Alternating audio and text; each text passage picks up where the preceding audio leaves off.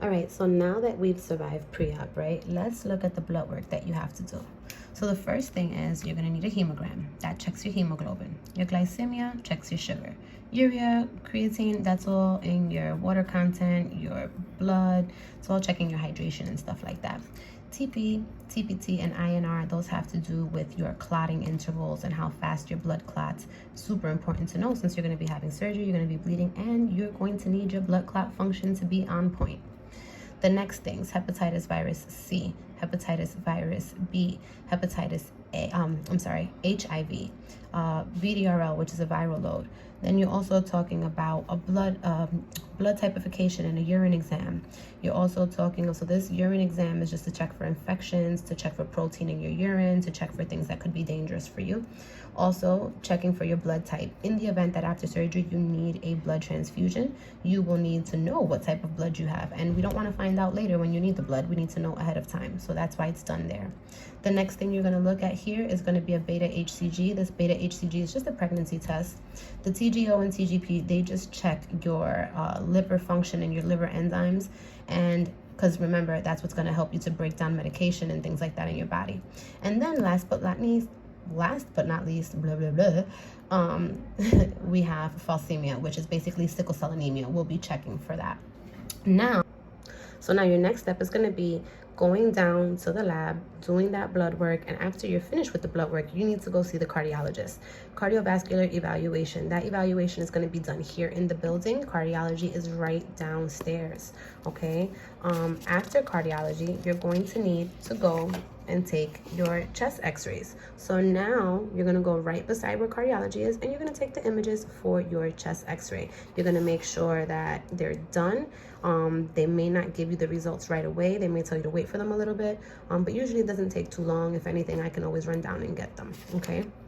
So now that you've had your cardiology eval, now that you've done your chest x-rays, you're going to go to another facility because you're going to need a lung clearance. You're going to need to see a pulmonologist. Okay, so this is the prescription for you to see the pulmonologist. This is a pneumology, or if you say pneumonia, right, pneumology, which is basically pulmonology, and evaluation. So you're gonna go see the lung doctor. This is to make sure that your lungs are clear after COVID, whether you are vaccinated, whether you had the vaccine, whether you are a smoker or whatever else. This is to make sure that your lungs are clear, because remember, you're going into surgery, you're going to be under anesthesia, your breathing is going already to be compromised, so on and so forth. And so we wanna make sure that you are in prime condition and that we don't have any unexpected surprises when we're in there. The next thing is, after you see the lung doctor, you are going to be required to go and get a TAC de thorax. A TAC is nothing more than a CT scan. So you're going to get a CAT scan of your chest. This is, again, just to look at the inside of your lungs, make sure you don't have any phlegm pockets, make sure that you don't have any fluid pockets, make sure that everything is good so that your airways are clear and we can guarantee you safe breathing during your surgery. Once you've completed all of that, you're going to bring back all of the results from all these different evaluations. Some of them are going to be here in the computer. Some of them are not. So the ones that you have, you're going to bring them back. The ones I can access, I will. And then what we're going to do is we're going to gather all of them together. I'm going to go over this form that I told you about earlier. And once you bring it to me, sorry, but I have people's names written, so I'm trying to like keep things a little private. But so once you bring it to me, I will go through this. So did I have the blood results? Yes. Do I have your chest x-rays? Did you need an echocardiogram? Probably not. Did you get a chest x-ray? Did you get this the prescription? Did you get the chest x-ray? Did you have a sonogram? No. Did you get blood reserve? Yes. Did you do your COVID test? Yes. Did you see the cardiologist? Yes. Did you see the lung doctor? You understand? So these are all the things that you're going to need. Again, blood work. This is a prescription for your lung x-rays. This is a echocardiogram, like a imaging of your heart if you're over 45. This is the actual x-rays of your chest. This is a sonogram if you maybe have a hernia or need a hernia repair. That would be where that would come in. These types of sonograms of the soft parts of the abdomen and those types of things.